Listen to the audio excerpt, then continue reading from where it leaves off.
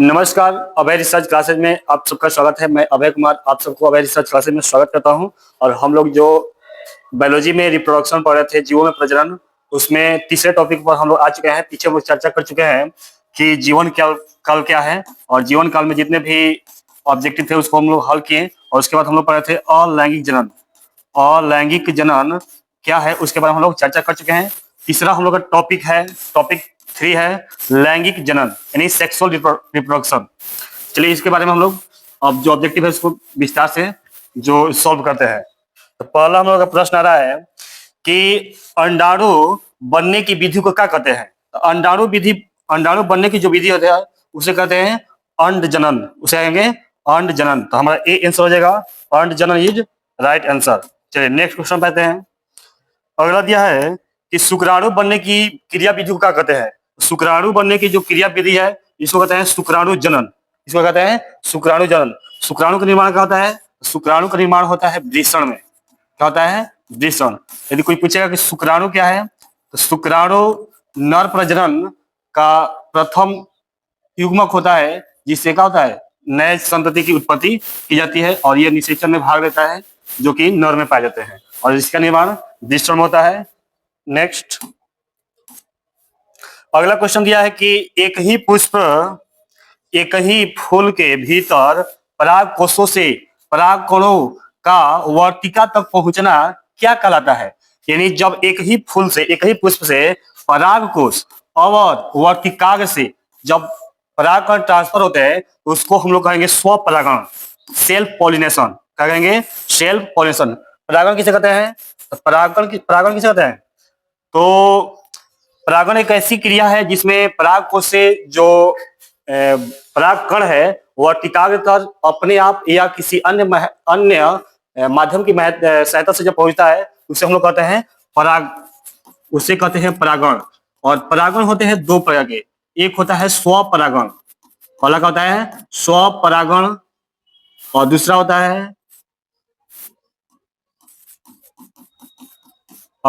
है पर परागण यानी सेल्फ पॉलिनेशन, और एक होता है क्रॉस पॉलिनेशन। ठीक है। तो जब एक ही पुष्प के परागकण उसी पुष्प के वर्तिकाग्र तक पहुंचेगा उसे कहेंगे स्वपरागण। इज द राइट आंसर हमारा हो जाएगा। और नेक्स्ट क्वेश्चन पर आ जाते हैं। अगला दिया है कि अंडाशय से अंडा निकलने की क्रिया विधि को क्या कहते हैं। जब अंडाशय से अंडा निकलता है इस क्रिया को क्या कहेंगे? इसको हम लोग कहते हैं अंडोत्सर्जन। इसको कहेंगे अंडोत्सर्जन इज द राइट आंसर। यानी जब अंडाशय से जब अंडा निकलता है उसे कहेंगे अंडोत्सर्जन। ठीक है। और जो अंडा का जो प्रजनन होता है, जब अंडा वृद्धि करता है उसको कहते हैं अंडोजनन। और ये जो रजो चक्र जिसको हम लोग कहते हैं MC यानी मंथ साइकिल, और ये बंदर में और कॉपी में और मनुष्य में पाया जाता है। यह एक तरह का चक्र होता है ना। नेक्स्ट अगला दिया है मानव मादा में अंडे का निषेचन कहाँ होता है। मानव मादा में अंडे का निषेचन कहाँ होता है? तो जो अंडाशय है, योनि मार्ग है, या गर्भाशय है, या फैलोपियन नली है। तो हमारा सही आंसर हो जाएगा फैलोपियन नली। फैलोपियन नली में निषेचन की क्रिया संपन्न होती है।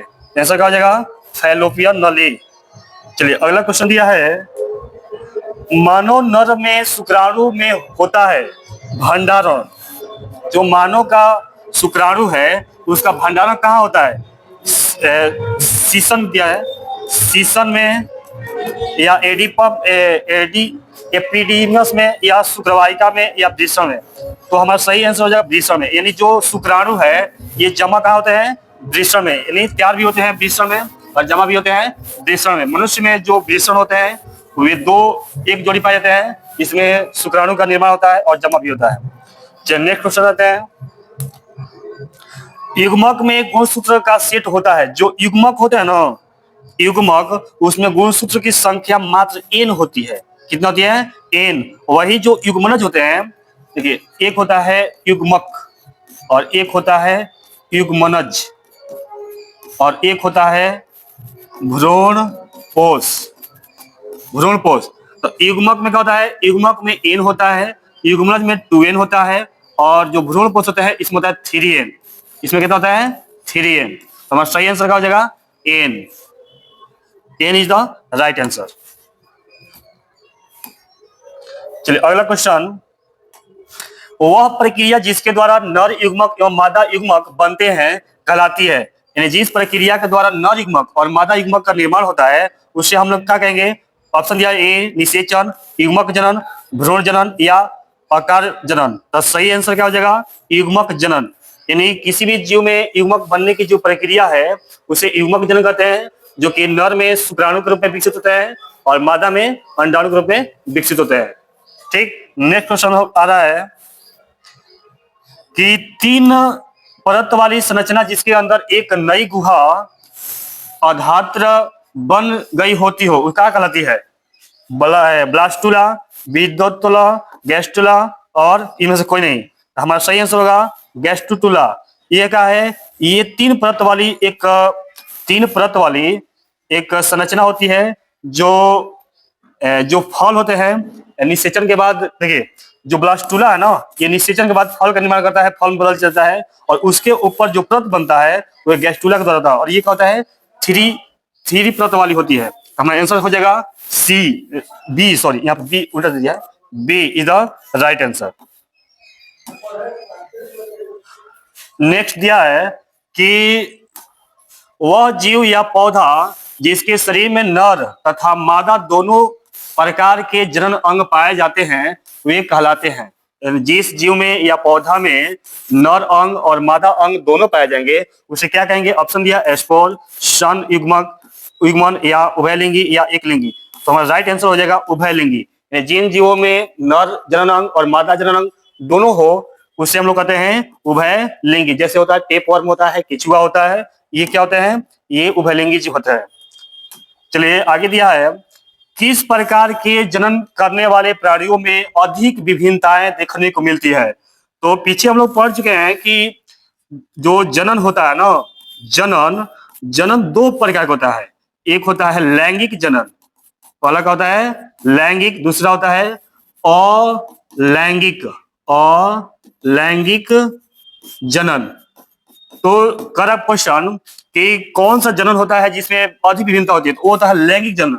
क्यों, क्योंकि लैंगिक जनन में दो व्यष्टि भाग लेते हैं, नर और मादा, इसलिए दोनों का गुण, जो बच्चा जो भी नया जन्म लेता है उसमें दोनों का गुण शामिल होता है, दोनों का होता है गुण शामिल होता है, इसलिए क्या होता है इसमें विभिन्नता अधिक मिलता है। जबकि अलैंगिक जनन में मात्र एक जीव भाग लेता है, इसलिए ये क्या होते हैं, ये एक तरह का क्लोन होता है। कौन मतलब होता है कि अनुवांशिकी रूप से और आकारिकी रूप से सबका होते हैं समान होते हैं। तो हमारा राइट आंसर हो जाएगा ए। राइट आंसर क्या हो जाएगा ए। लैंगिक जनन में क्या होते हैं, लैंगिक जनन करने वाले जो प्राणी होते हैं उनमें विभिन्नताएं अधिक देखने को मिलती है, होती भी है।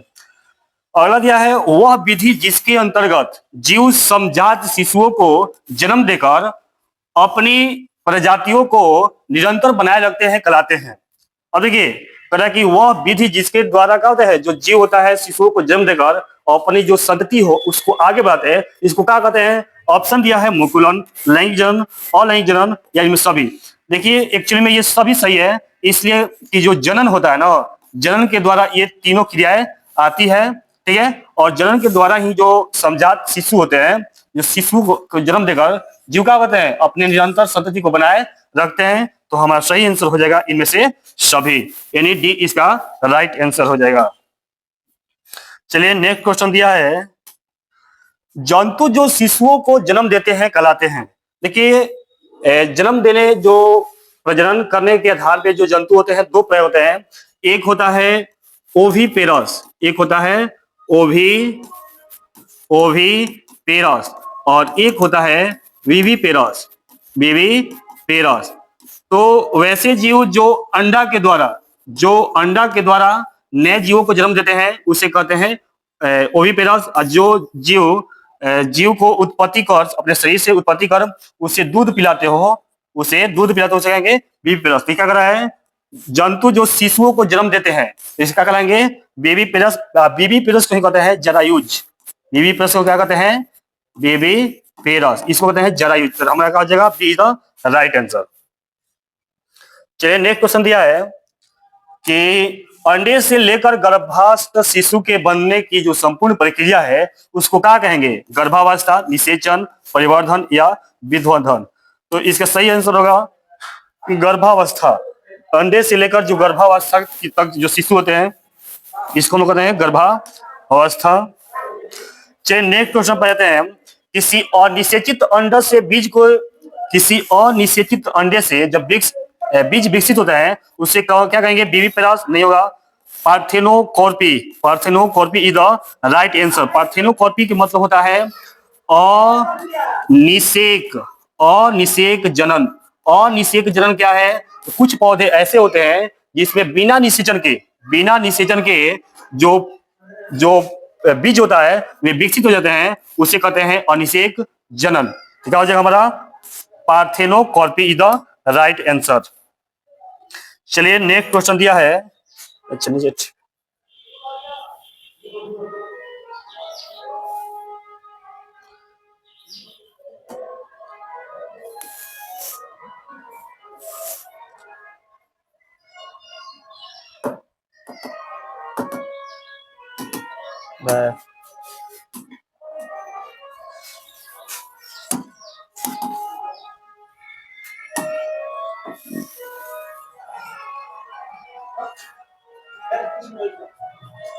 ठीक है, दिया इसमें कि प्याज के युग्मक में गुणसूत्रों की संख्या कितनी होती है? प्याज के जो युग्मक होते हैं उसमें गुणसूत्रों की संख्या कितनी होती है? ऑप्शन दिया ए 8, 16 या 24 या 32। तो जो युग्मक होता है उसमें आधा होता है, हमारा सही आंसर हो जाएगा 16। और जो प्याज होता है उसमें गुणसूत्र होते हैं 32 गो, गुणसूत्र होते हैं 32, लेकिन पूछा है युग्मक, आंसर हो जाएगा 16 सॉरी। चलिए अच्छा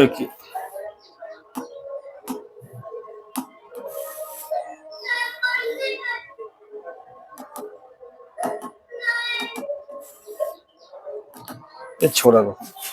चलिए अगला दिया है कि किसी पुष्प के अंडाशय होते हैं, किसी भी पुष्प के जो अंडाशय होते हैं ना वे क्या होते हैं? अगुणित होते हैं, द्विगुणित होते हैं, त्रिगुणित होते हैं, चतुर्गुणित। देखिए कोई भी पुष्प है उसका जो अंडाशय है, अंडाशय का मतलब ये हुआ कि मातृ कोशिका, और मातृ कोशिका हमेशा 2n होती है। और यही मातृ कोशिका में जो क्या होता है? मातृ कोशिका में होता है अर्धसूत्री विभाजन, अर्धसूत्री विभाजन, अर्धसूत्री विभाजन। और अर्धसूत्री विभाजन के द्वारा जो बनता है वो बनता है बीजांड। वे क्या बनेगा? बीजांड। और जो बीजांड होते हैं वे अगुणित होते हैं, यानी एन होते हैं। इसमें पूछेगा पुष्प के जो अंडाशय होते क्या होते हैं? हमारा सही आंसर हो जाएगा द्विगुणित। आंसर क्या हो जाएगा? द्विगुणित इज राइट आंसर। सही आंसर क्या हो जाएगा? बी, द्विगुणित। अगला दिया है क्वेश्चन कि पौधों में अर्धसूत्री विभाजन किसमें होता है? तो पौधों में जो अर्धसूत्री विभाजन होता है किसमें होगा?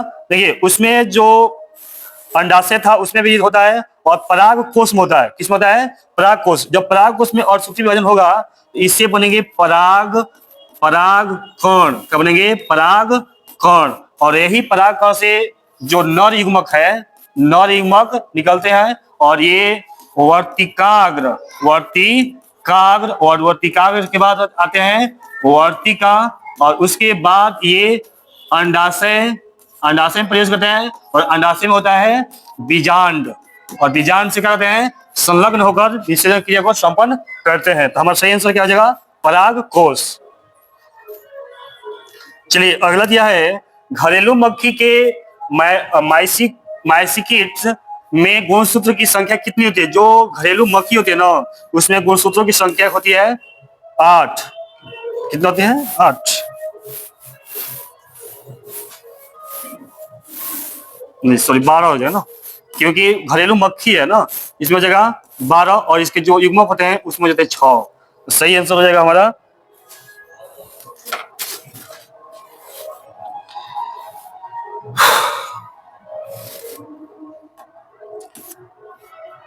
चलिए अगला दिया है पीडोजेनेसिस पाया जाता है। पीडोजेनेसिस किसमें पाया जाता है? जो पीडोजेनेसिस होता है यह किसमें पाया जाता है?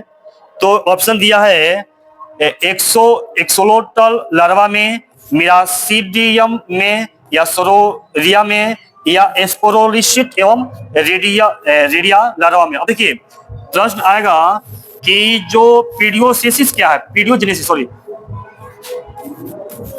पीडियोजेनेसिस जेनेसिस क्या है,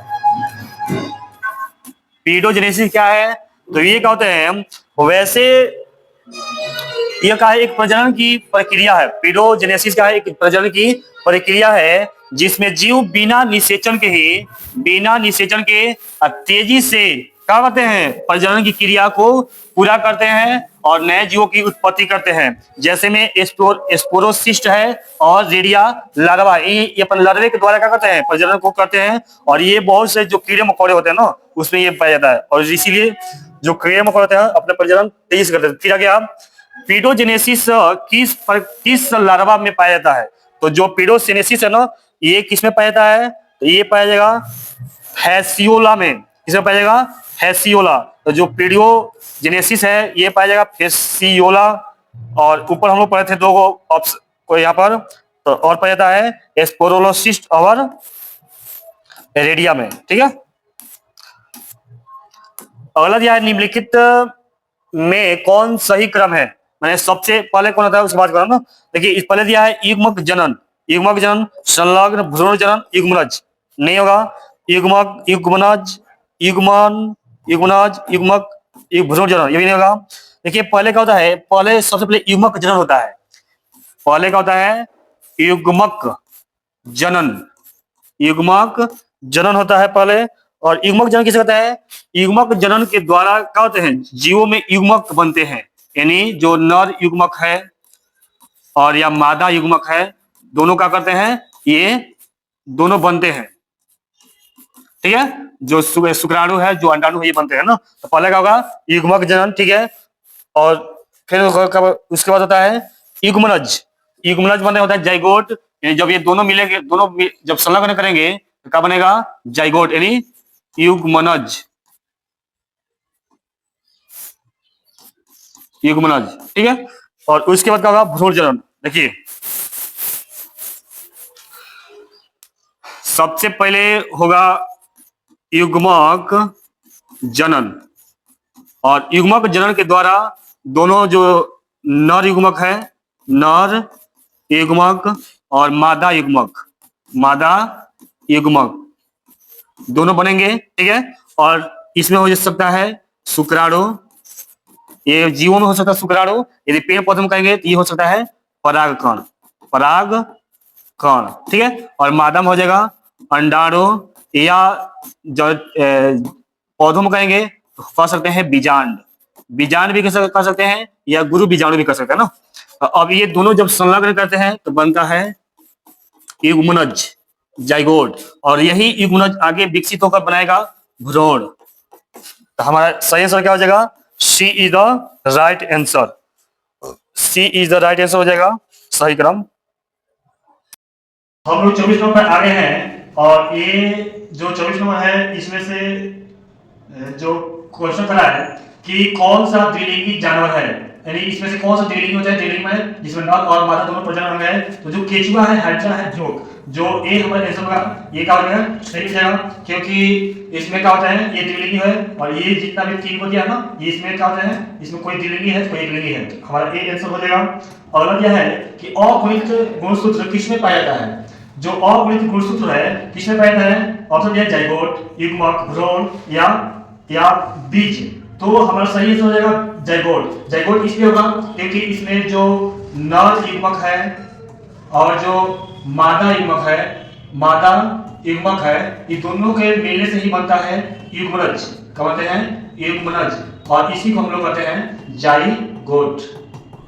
ठीक है, सही आंसर क्या हो जाएगा, B is the right answer. और नेक्स्ट क्वेश्चन हम बताते हैं कि सेब का गुदेदार खाने योग्य भाग क्या होता है। देखिए सेब एक ऐसा फल है ना, जो पके हुए अंडाशय से नहीं बनता है। यानी फल किसे कहते हैं, हम लोग पीछे पढ़े हैं, ये फल किसे कहते हैं, पके हुए अंडाशय को कहा जाता है फल। लेकिन उसको कहते हैं सत्य फल। लेकिन जो सेब होता है, ये सेब किसे होता है, ये पुष्पासन होता है ना, पुष्पासन के कब बनता है, कौन, सेब। यानी इसका सही आंसर क्या हो जाएगा थैलेमस। थैलेमस जो पुष्पाशय जो थैलेमस भाग है उसी को गुलदार भाग होता है। तो सही आंसर हमारा a thalamus is the right answer. और नेक्स्ट क्वेश्चन पर जाते हैं ड्रोसोफिला के जो मायोसाइट है उसके गुणसूत्र कितने होते हैं। जो ड्रोसोफिला होती है ना, जो ड्रोसोफिला जो फ्रूट फ्लाई होती है उसके जो गुणसूत्र होते हैं वो होते हैं 8। कितने होते हैं 8 इज द राइट आंसर। अगला क्या है कि यदि दो युग्मक देखने में समान हो तो वे कहलाते हैं, तो उसे हम लोग कहते हैं आइसोकेमिट। क्या कहेंगे आइसोकेमिट। और पीछे पढ़े हैं कि जो युग्मक होते हैं रचना और जो आकारिक रूप से 3 प्रकार होते हैं, एक सम युग्मक, एक असम युग्मक, एक विषम युग्मक। तो वही पहला क्या है इसका कि यदि दो समान होते हैं सम युग्मक को ही कहते हैं isogamete is the right answer. Next यदि हम लोग कि मानव के असूत्री विभाजन कोशिका में गुणसूत्रों की संख्या कितनी होती है, तो मानव में जो असूत्री विभाजन करने वाली जो कोशिका होती है ना उसमें 46 को क्या होते हैं गुणसूत्र होते हैं। यानी जैसे मान लीजिए हम लोग का शरीर है और शरीर में कितने गुणसूत्र है 46 है, और यही जो कोशिका है विभाजन करने वाली है असूत्री विभाजन होगी, और सूत्री विभाजन के बाद जो गुणसूत्र होगा वो 23 होगा। यानी कहने का मतलब यह है कि जो हम लोग का युग्मक बनेगा ना हम लोग के शरीर से जो असूत्री विभाजन के बाद जो युग्मक बनेगा यानी जो शुक्राणु बनेगा उसमें 46 होगा। हमारा सही आंसर क्या हो जाएगा अपन 23 होगा, सॉरी हमारा सही में कितना है 46 का राइट आंसर। अगला क्या है किसके लिए लैंगिक जनन जिम्मेदार होता है। जो लैंगिक जनन है ना ये द्विगुणित अवस्था को बनाए रखने के लिए जिम्मेदार होता है। इसमें कहता है द्विगुणित अवस्था बने होते हैं। और नेक्स्ट क्वेश्चन हम जाते हैं कि रात में खिलने वाला पुष्प का साधारण होते हैं। देखिए जो रात में खिल फूलता है ना वे क्या होंगे छोटे होंगे, वे क्या होंगे छोटा होगा, सुगंधित होगा, क्या होगा सुगंधित होगा, सुगंधित होंगे, और क्या होगा छोटे होंगे और रात में खिलते हैं। और वही जो दिन में खिलता है ना दिन में क्या होगा रंगीन होगा, रंगीन होगा, रसीदार होगा, मतलब इसमें जो रस होगा जिसके क्या होगा और भी सुगंधित होंगे जिसके कारण जो कीड़े मकोड़े हैं आकर्षित होंगे। तो हमारा सही आंसर क्या हो जाएगा ये क्या है छोटे होते हैं, छोटे का राइट मतलब जो अगला क्या है कि उभयलिंगी प्राणी है। उभयलिंगी प्राणी कौन है।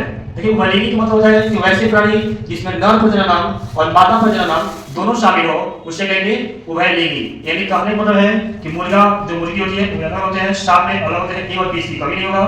तो हमारा सही आंसर क्या होगा केचुआ। केचुआ में कहता है केचुआ में नर प्रजनन और मादा प्रजनन दोनों एक ही जीव होते हैं इसलिए उसे उभयलिंगी कहते हैं। तो हमारा केचुआ राइट आंसर हो जाएगा। अगर यह निम्नलिखित में से कौन सा द्विगुणित संरचना है। द्विगुणित संरचना का मतलब इसमें दो गुण पाया जाता है, ये ट्विन रूप में पाया जाता हो तो कौन है अंडाणु नहीं, शुक्राणु भी नहीं है, युग्मज यानी युग्मज इधर राइट आंसर पीछे चर्चा कर चुके हैं कि युग्मज द्विगुणित क्या है। और अगला दिया है मासिक चक्र किसमें होता है। तो मासिक चक्र बल्कि 3 रूप से होता है बंदर में, कपी में, मानव में। यानी हमारे सही आंसर हो जाएगा सही आंसर होगा सभी। ये जो मासिक चक्र होते हैं ये एक निश्चित समय के बाद जो मादा होती है उसके जो मादा होती है उसमें क्या होता है ये पीरियड चक्र रहता है, ठीक है। और ये बंदर में, कपी में और मनुष्य में होता है। और अगला क्वेश्चन दिया है निम्नलिखित में किसमें मध्य चक्र नहीं होता है। मध्य चक्र नहीं होता है मतलब मासिक चक्र होता है तो कौन सा जगह बंदर। बंदर में क्या होता है मासिक चक्र होता है, और बाकी गाय में, भेड़ा में, कुत्ता में, बिल्ली में इस सब में मध्य चक्र पैदा। मध्य मतलब हिट वाले अवस्था होते हैं जबकि मासिक चक्र ऐसा नहीं होता ना। अगला क्या है निम्नलिखित में से कौन द्विलिंगी नहीं है। द्विलिंगी नहीं है मतलब एक लिंगी है। एक लिंगी कौन है इसमें से तो जो देखिए जो एक लिंगी है इसमें कुत्ता है, कौन है कुत्ता है, बाकी जितना है सीता कृमि है, जोक है, स्पंज, ये सभी द्विलिंगी है। एक लिंगी मतलब कि नर प्रजनन और मादा प्रजनन दोनों अलग अलग होंगे, ठीक है। और अगला क्वेश्चन दिया होगा कि निम्नलिखित में से किसमें युग्मक हस्तांतरण के लिए जल आवश्यक नहीं है। तो ये होते हैं जिम्नोस्पर्म। जिम्नोस्पर्म ऐसे पौधे होते हैं जो जंगलों में पाए जाते हैं, ठीक है। तो जिम्नोस्पर्म में जो युग्मक हस्तांतरण यानी परागण के लिए जल की आवश्यकता नहीं है। शैवाल के लिए होता है, ब्रायोफाइटस के लिए होता है, टेरोफाइटस के लिए भी होता है, और जिम्नोस्पर्म के लिए जल की आवश्यकता नहीं पड़ती है। इसका डी आंसर हो जाएगा। अगला क्या है भ्रूण के विकास की क्रिया को क्या कहते हैं। तो भ्रूण के विकास की क्रिया का कहेंगे एम्ब्रायोजेनेसिस। भ्रूण बनने की क्रिया का कहेंगे एम्ब्रायोजेनेसिस। अगला क्या है हम लोग का कि इसमें से कौन सा एक लिंगी नहीं है। एक लिंगी नहीं है मतलब क्या है द्विलिंगी है। तो जो केचुआ का है पीछे पड़े केचुआ का होता है द्विलिंगी होता है, बाकी जितना भी आया त्रिजटा, कुत्ता, गाय, ये सभी क्या होते हैं एक लिंगी होते हैं। नर जनन और मादा जनन होते हैं अलग अलग होंगे, ठीक है। नेक्स्ट क्वेश्चन दिया मानव युग्मक में गुणसूत्रों की संख्या कितनी होती है। तो युग्मक में होता है 23। युग्मक कितना होता है 23। नर युग्मक हो या मादा युग्मक हो उसमें क्या होगा जो युग्मक की संख्या कितनी होती है 23, ठीक है। और शरीर में जो कोशिकाएं होगी वो होगी क्रोमोसोम 46। अगला क्या है इसमें आंतरिक विसर्जन होता है। आंतरिक निषेचन किस में होता है? देखिए जो निषेचन होता है, निषेचन ये होते हैं दो प्रकार से, एक होते हैं बाह्य निषेचन, एक होता है आंतरिक निषेचन। तो जो अंडे देने वाले जीव होते हैं अधिकांश, वो इसमें क्या होता है? आंतरिक निषेचन होता है, जिसमें मछली है, सॉरी बाह्य होता है, इससे पानी की तरह होता है, वो भैचर है, अधिकांश सैवान में क्या होता है? बाह्य होता है। और पूछा इसका आंतरिक किस होता है? आवृत बीजी पौधे होते हैं। आवृत बीजी पौधे का मतलब होता है वैसे पौधे जिसमें क्या हो, जिसमें बीज परिपक्व हो, बीज बनता हो, ठीक है। तो आवृत बीजी पौधों में क्या होता है? द्विनिषेचन क्रिया होती है, और द्विनिषेचन में क्या होता है? भ्रूणपोष बनता है और भ्रूण बनता है, ठीक है। नेक्स्ट क्या है? निषेचन तक की क्रिया को ओवुल विकसित होकर बीज बनता है, जबकि कार्पल से क्या विकसित होते हैं? तो जो कार्पल है इससे बनेगा पेरिकॉर्ड। पेरिकॉर्ड इसका राइट आंसर हो जाएगा। जो निषेचन क्रिया होती है, जो ओवुल होते हैं ये बीज बन जाते हैं, जो भ्रूण कहते हैं बीज बन जाएंगे, और जो कार्पल है उसकी ऊपर में का उसको ढकने वाला परत बन जाएगा ना, उसको कहेंगे पेरिकॉर्ड। अगला दिया है क्वेश्चन कि द्विनिषेचन का परिणाम होता है। देखिए पॉइंट समझते हैं कि द्विनिषेचन क्या होता है। जो द्विनिषेचन है ना, द्विनिषेचन ये किसे कहते हैं? तो जब पराग एक परागकण के द्वारा दो बार निषेचन क्रिया संपन्न हो। कैसे होगा? देखिए जो पराग कण है इससे दो नर युग्मक निकलते हैं, दो क्या निकलेंगे? नर युग्मक, ठीक है, नर युग्मक, ठीक है। और यहाँ पे नर युग्मक, और यही नर युग्मक क्या करेगा? एक जो अंडाणु होगा या अंड कोशिका होगी उसे निषेचित करेगा, और ये क्या करेगा? द्वितीय जो केंद्रक है उससे निषेचित करेगा। तो ये जो दोनों निषेचित करेगा तो ये बनेगा भ्रूण, क्या बनेगा? भ्रूण। और ये जो निषेचित करेगा तो ये बनेगा भ्रूणपोष, ठीक है। और देखिए ये क्या होते हैं? ये होते हैं 2a, ये क्या होते हैं? 2a, और ये होते हैं 3a, यानी 2a मतलब द्विगुणित और 3a मतलब त्रिगुणित। अब देखिए जब एक परागकण से दो बार निषेचन क्रिया संपन्न हो उसे कहते हैं द्विनिषेचन, यानी एक यहां भी किया एक यहां भी किया, ठीक है, इसे कहते हैं द्विनिषेचन। इसमें क्वेश्चन का विचार कि द्विनिषेचन का परिणाम क्या होता है? तो भ्रूणपोष बनता है, और ये किस पौधे होते हैं? तो आवृत बीजी पौधे होते हैं। जो आवृत बीजी पौधे होते हैं ना, आवृत बीजी पौधों में क्या होता है? द्विनिषेचन क्रिया संपन्न होती है, ठीक है। और अगर यह है साइकस में परागण होते हैं, साइकस में परागण क्या होते हैं? 3 कोशिकीय अवस्था में होते हैं। जो साइकस होता है इसमें क्या होते हैं? परागण त्रि कोशिकीय होता है। और अगर क्या है? एंथेसिस में परिघटना संबंधित है। जो एंथेसिस है ना इसमें परिघटना कौन संबंधित है? तो पहला है वर्टिकल पर परागण तक का पहुंचना, परागण निर्माण करना, या परागपुष्प की विकास होता है। तो सही हमारा आंसर होता है डी, पुष्प कलिका का खिलना। जो पुष्प कलिका होता है एंथेसिस परिघटना में खिलती है। अगला क्या? निम्नलिखित में से कौन सा पादप उभयलिंगाश्रयी है? उभयलिंगाश्रयी का मतलब होता है नर और मादा दोनों का है, एक ही में शामिल हो। तो उभयलिंगाश्रयी इसमें कौन है? पाइनस है। कौन है? पाइनस। इसमें क्या होगा? उभयलिंगाश्रयी है, ठीक है। और जो पपीता है, साइकस है, मार्केसेनिया है, ये सब क्या होते हैं? ये होते हैं एक लिंगाश्रयी, ठीक है। चलिए नेक्स्ट क्वेश्चन दिया है हम लोग कि निम्नलिखित में कौन सा एक लिंगी है? एक लिंगी अभी हम पढ़े हैं किसको? पपीता ना। एक लिंगाश्रयी कौन इसमें? पपीता। हमारा सही आंसर हो जाएगा सी, पपीता। नेक्स्ट क्या है? युग्मक के निर्माण को कहते हैं, युग्मक के निर्माण कहते हैं युग्मक जनन, और इसको इंग्लिश में कहते हैं गैमेटोजेनेसिस। क्या कहेंगे? Gametogenesis is the right answer. Next दिया है कि निम्न में से कौन सा उभयलिंगाश्रयी पादप नहीं है, यानी एक लिंगाश्रयी है। तो अभी जो पपीता, सरसों, मक्का, अड़हुल, इसमें पीछे पड़ा ना, एक लिंगाश्रयी कौन है? पपीता होता है, मक्का होता है, यानी इसमें से दोनों ये आंसर हो जाएगा। कौन हो जाएगा? पपीता और मक्का दोनों। और अगर यह अन्न प्रजक होते हैं, जो अन्न प्रजक अंडा देने वाला कौन है? मुर्गी, सांप, मगरमच्छ, यानी तीनों हो जाएगा आंसर। अंडा देने वाला कौन है? तीनों।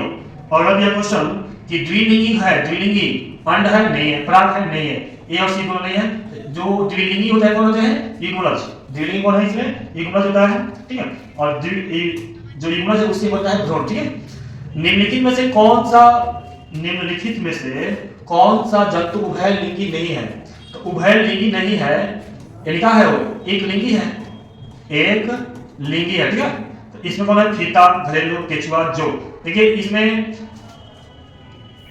एक लिंगी कौन है? तो वो है हमारी घरेलू मक्खी। घरेलू मक्खी क्या होती है?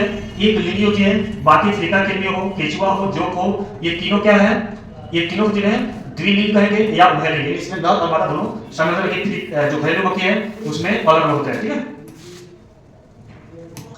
चलिए अगला क्वेश्चन क्या है कि निम्नलिखित में से किस पौधे में प्रजातियों में बीज का उत्पादन असंगजनन द्वारा होता है? एस्ट्रोसिया एवं घास, यही जो है एस्ट्रेसिया एवं घास में जो जन्म होता है, बीज का निर्माण होता है असंगजनन के द्वारा होता है। खत्म करो। अगला है मनुष्य में गुणसूत्रों की संख्या कितनी होती है? जो मनुष्य में गुणसूत्र होते हैं वे होते हैं, और पुरुष की पूछा है, ये किससे पूछा है? पुरुष का। देखिए जो पुरुष में होता है, अभी जो होते हैं मनुष्य में जो गुणसूत्र होते हैं वे होते हैं 46 में, और वही क्या होता है जो पुरुष होता है उसमें होता है 44 प्लस XY, और जो मादा होती है उसमें होता है 44 प्लस XX। पूछा रहेगा पुरुष का तो हमारा हो जाएगा 44 प्लस XY। और अगला क्वेश्चन आया है कि युग्मक समानता किस प्रकार के होते हैं? जो युग्मक होते हैं वे होते हैं हैप्लॉइड, यानी अगुणित। क्या होते हैं? अगुणित होते हैं। हमारा आंसर हो जाएगा। और अगला है कि निम्नलिखित में से किस जल कौन सा जल प्राणु किसमें होता है? तो जो सही आंसर हो जाएगा हमारा hydrin is the right answer. और अगला क्या है क्वेश्चन, लास्ट खत्म हो गया। ठीक है, चलिए हम लोग जो ऑनलाइन जनन है, ऑनलाइन जनन क्यों अभी हम लोग क्या पढ़े हैं? जीवन काल पढ़े हैं। जीवन काल की जो अभी खत्म किए जीवन काल, उसके बाद अलैंगिक जन्म और लैंगिक जन्म, और उसके बाद हम लोग पढ़े लैंगिक जन्म, लैंगिक जन्म। ठीक है, और इस तरह से ये तीनों जो टॉपिक है ये है रिप्रोडक्शन का, यानी प्रजनन। प्रजनन चैप्टर का नाम है, और तीन इसका टॉपिक था, तीनों का हम लोग ऑब्जेक्टिव को हल कर लिए। और चलिए इसी के साथ ये क्लास खत्म होता है। जय हिंद, जय भारत।